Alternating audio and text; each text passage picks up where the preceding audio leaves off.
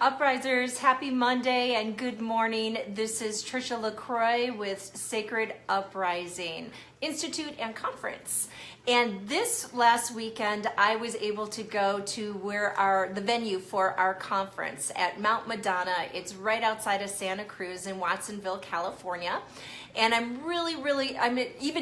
even more excited about this, about the conference that we have coming up. So it's September 18th, 19th, and 20th. Once again, Mount Madonna. You can look it up on the web at mountmadonna.org just to see a little bit more of the facility. And I will be posting pictures that were taken while I was there touring. So please go check it out. And we're really looking forward to everybody signing up. We will have an early bird special going on, and you should see that here shortly on sacreduprising.com. So today we have Dak Brown, and we haven't had him for a few weeks. Hey, Dak. We haven't had Dak on for a few weeks, and there we go. All right, I have Dak on again today.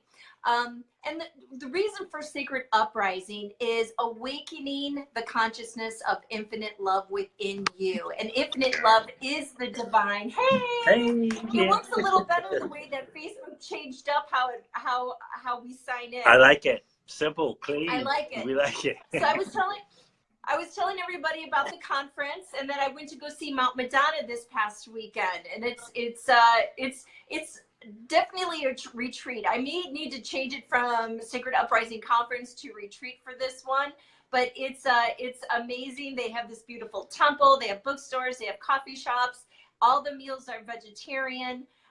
And we have this conference center, which has dormitories. There's also cabins that we can offer to people as well. So I'm really looking forward to telling people more about it and getting people to sign up for the early bird special so they can save some money. I'm excited about it as well. You know, not only to come and share, but my God, to receive. It's going to be great. And so many different dynamics and different speakers. And as you said, the facility, you sent the link to us a few weeks back. And I was like, this would be a place that I would want to come on a vacation. So I know, it's doubly good to receive spiritual support and inspiration as I'm there relaxing. So it's going to be good.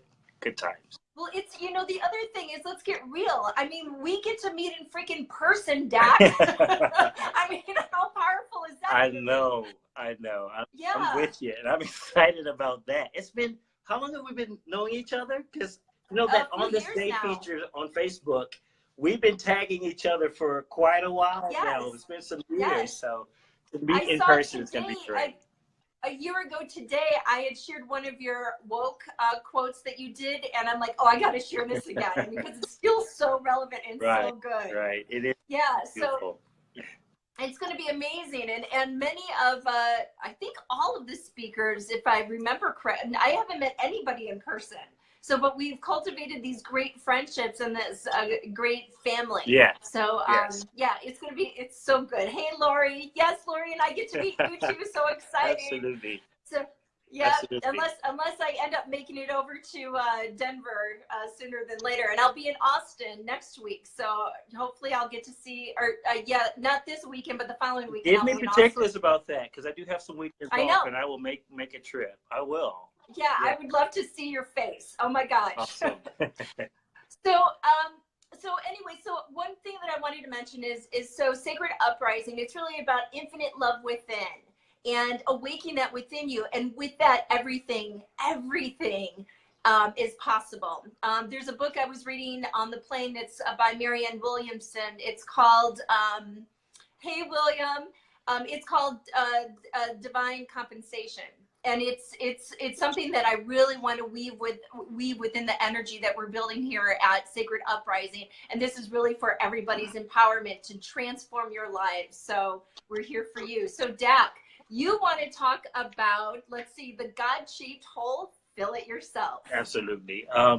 If you grew up, once again, and many of you know my story. If you don't know my story, just to catch you up quickly, I was brought up in religion, started off Baptist, went through all the changes of becoming spirit-filled, and then on my way now out of all of that into consciousness. And so a lot of my story has to do with me not escaping, and I don't want to say escaping, because when my parents raised me up Christian, they literally were handing me the best that they knew to hand me.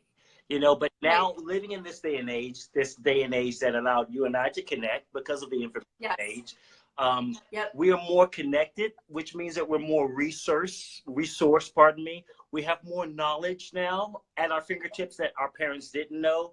And so as we put the collective narrative and the collective worldwide story together, we get a better understanding of what many of our spiritual forefathers, Christ included, were trying to communicate with us. And so when I talk about Christ consciousness, I'm talking about living from the awareness that Christ had. What was the awareness that Christ had? That he was one with God.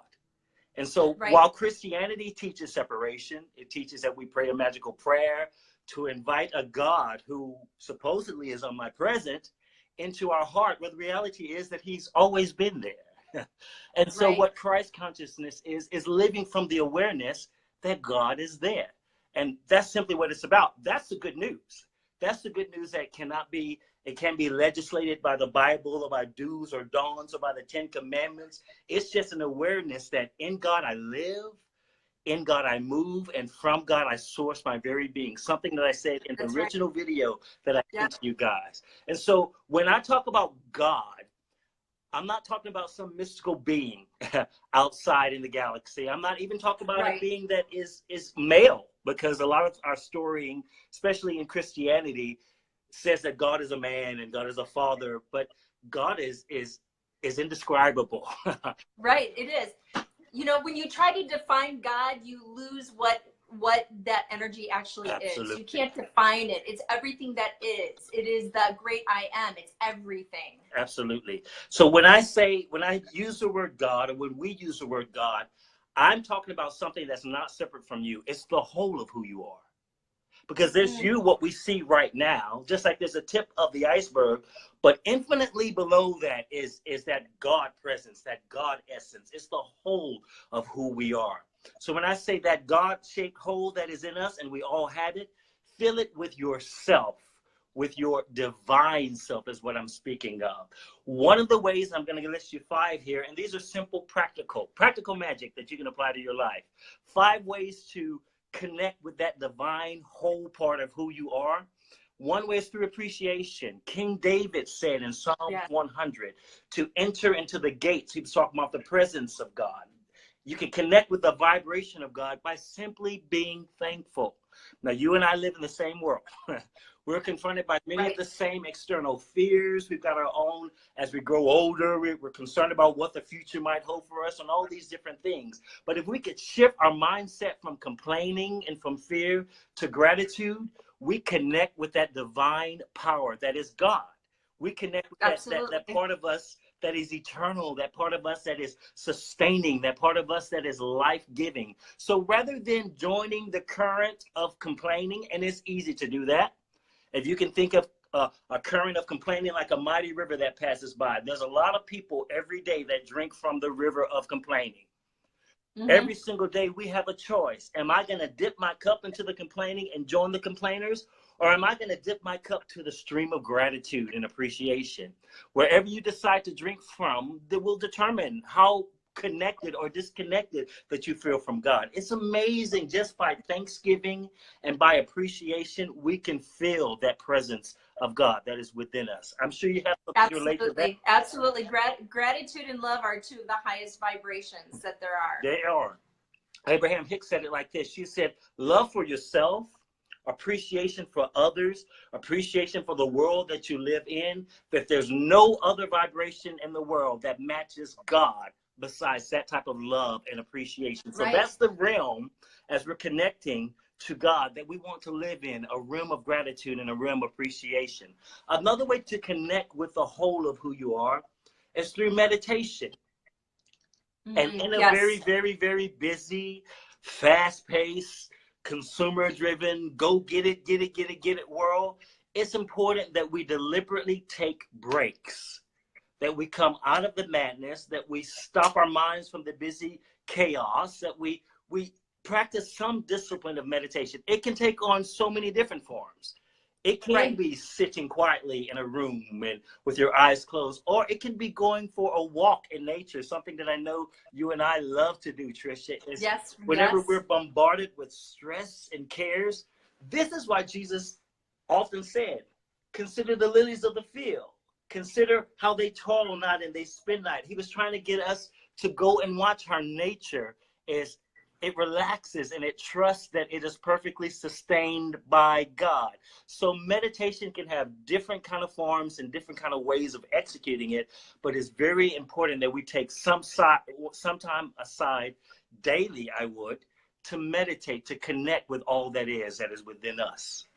Yeah, I'd like to say something about that. I've said this often, that my spiritual journey is not in front of the camera. My spiritual journey is in my quiet time. That's where the work gets done.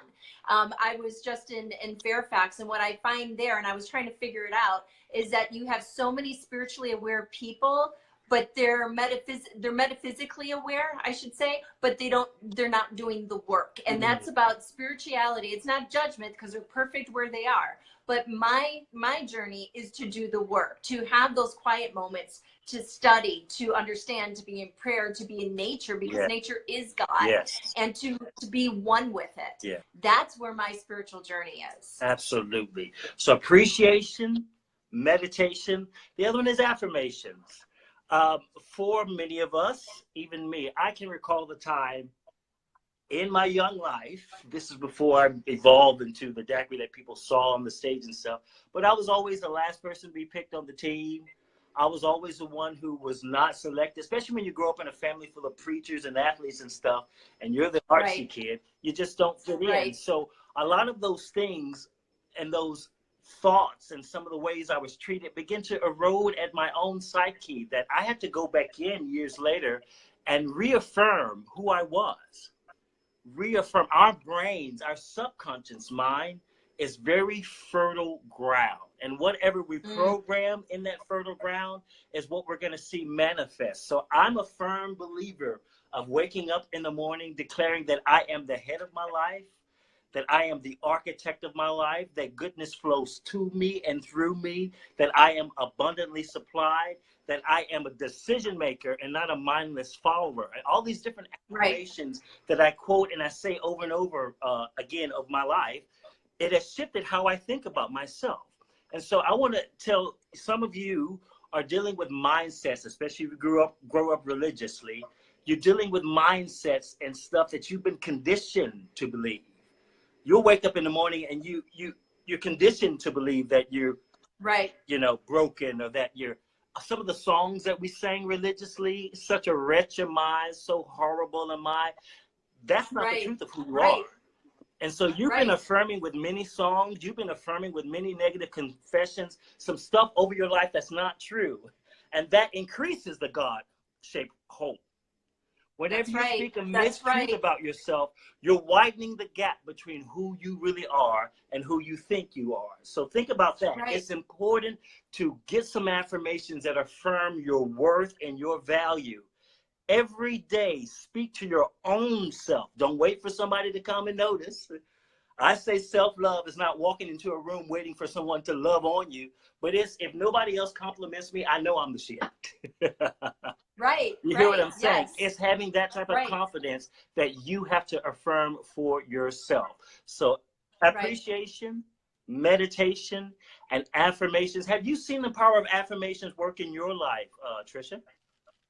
Oh, absolutely. Absolutely. It's, you know what, even in this morning, I was thinking, can I really be the CEO of this company? But I was like, I already am. It's a matter of believing it and knowing it and just doing it.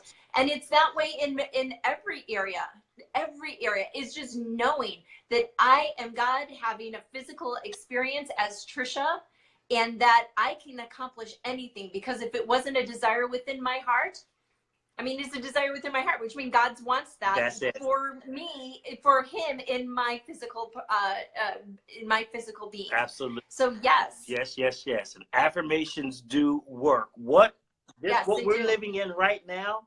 Last year, before I think the woke class was just getting started, And I remember God saying that you do this, and it's gonna open the doors to connect you with the people. In come Trisha, in come the 19 students that went through my course that are going on to do other things, taking this material and it's turning into other things. I got a friend of mine. She's renamed herself Phoenix, and she was one of my students. And now she has a women's ministry, taking these tools and taking this knowledge and passing it on to women in a special way. So it's phenomenal to see that little affirmations that you speak at the beginning of your day become the house eventually that you live in. Oh, that's powerful. It becomes a world that you literally have created through your words. And that's a very, very powerful thing. So that God-shaped hole. That's powerful. Fill it with yourself. Another thing that we should feel, and when we talk about filling that God-shaped hole, is with inspiration. For years and years and years, I said yes to stuff that I hated. Right. And whenever you say yes to anything that you hate, you're widening that gap between you and God. Right. So you've got to find out what inspires you, what brings you alive, what makes you want to get out of the world, out of the bed in the morning. What value do you find that you want to bring to this world? That's where the excitement and the joy and the inspiration is. It's not by fulfilling roles or by fulfilling titles or fulfilling expectations. For the longest, my parents' expectations. For 37 years of my life, I bowed down to the will of other people's opinions. But that makes the God-shaped hole in you even larger. So it's so important that we find out what inspires us, what ignites us, what brings us alive, and tap into that. Tap into that. That's where your source of fulfillment is. That's where your source of joy is. It's finding those things that inspire you. And what inspires you might be totally different from what inspires somebody else. But your job is not to take cues from them. It's to look inward where the kingdom is and live from that place. What inspires you? What brings you alive? Tap into that. Begin to let go of the stuff, I'd say, that doesn't bring you alive. Begin to let go of the relationships, the people, the places. If you're hanging out in scenes and stuff that you know it only drains and brings you down, when you do that, you widen that God-shaped hole. And that's many times for me, I know that's where my addictions came in. Because I kept trying to make myself fit into places that didn't fit me anymore. And that's why you try to substitute it with, some people do it with eating. Some people do it with shopping.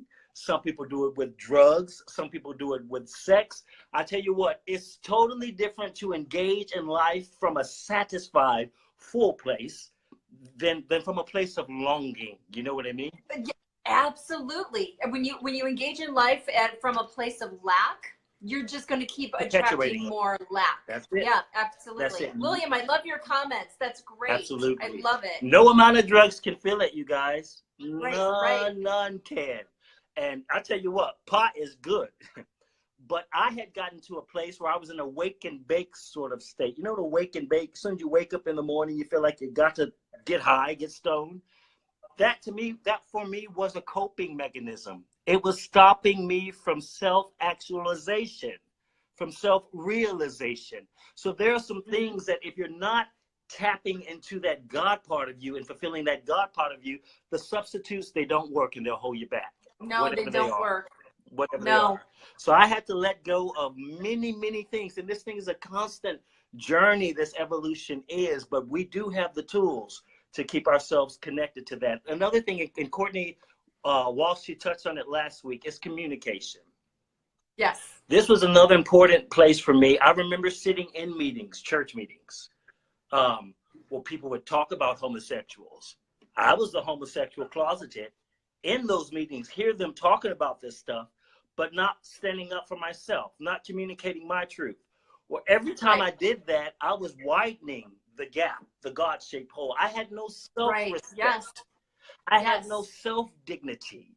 I had no self-worth. And so if you're in places that you can't stand up for yourself and communicate clearly your truth, and you feel like you have to dumb down for the fear of being accepted, then you are actually adding to that hole that is in your heart. But you can really begin to annihilate that hole or diminish that hole by speaking your truth, by communicating your truth without fear of how it's going to affect people. there are people, were people, and are people that are very disappointed that I'm not the boy on the stage pretending to be straight anymore. They don't like the fact that I stand firmly. This is who I am. And that if you're going to love me, you're going to love my partner one day. You're going to love everything about me. I will not begin to hide or diminish parts of myself for your acceptance. But guess what? Their response is not my problem. It's not my issue. And so we have to get to a place where we're clearly communicating our truths, whatever it is. It could be with a lover that you don't want to break their heart and say, guess what? I was unfaithful. Whatever the truth is. Whatever the truth is. I promise you, it might be embarrassing.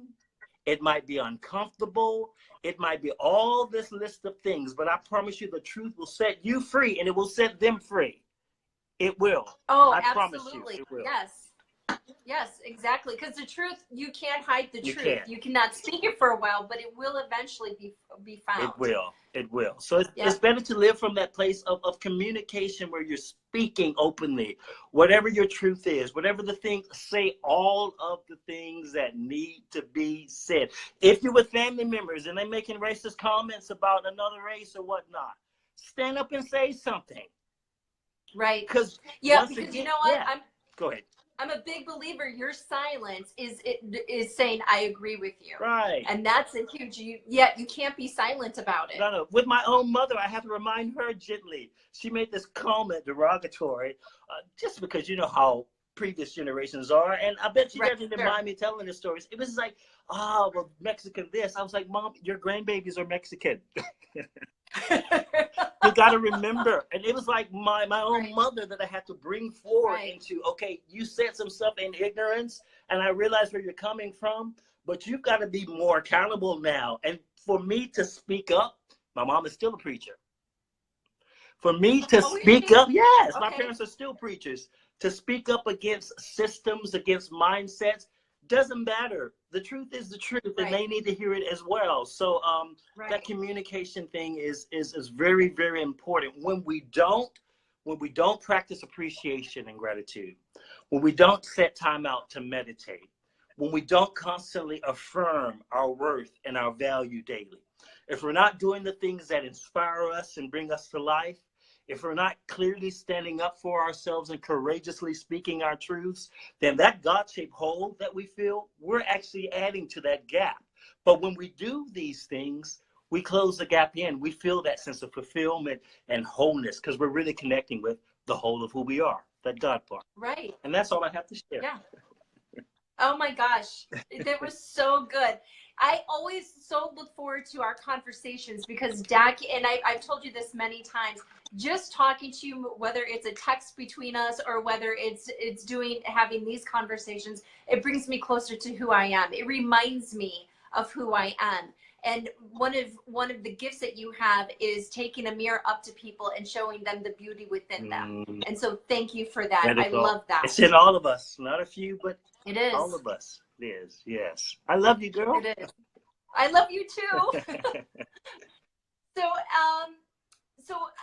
typically I ask for you to tell how people can get in contact with you. I know that you're not taking new clients, but I want everybody, please watch these. It's every other Monday with Dak. He will also be at the conference and he will be teaching Christ consciousness, and Christ consciousness is a bridge to infinite love. It's the bridge to 0 point energy. It is the bridge to being divine, sacred, and holy. And I have tattooed right here in white, it says divine, sacred, and holy, because I wanted to be reminded.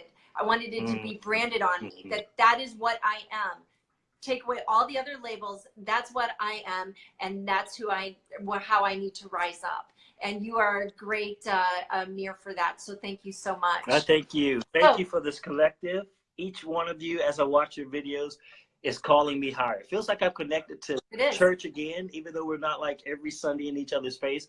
Just watching these videos. So all the teachers and stuff, thank you. Keep pouring and keep sharing. Okay, thank you for this platform. We're so fortunate. We're so fortunate with everybody. Okay.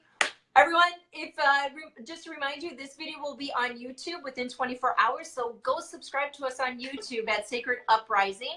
And I have been doing videos that are not live that are being added to Sacred Uprising. So I'm talking about grounding, different crystals, stones, things of that nature. So go check that out. So in the meantime, Dak, love you to the moon and back. And we'll be back tomorrow with Lori Green, and she will be talking about becoming a beacon. So don't miss out on that tomorrow.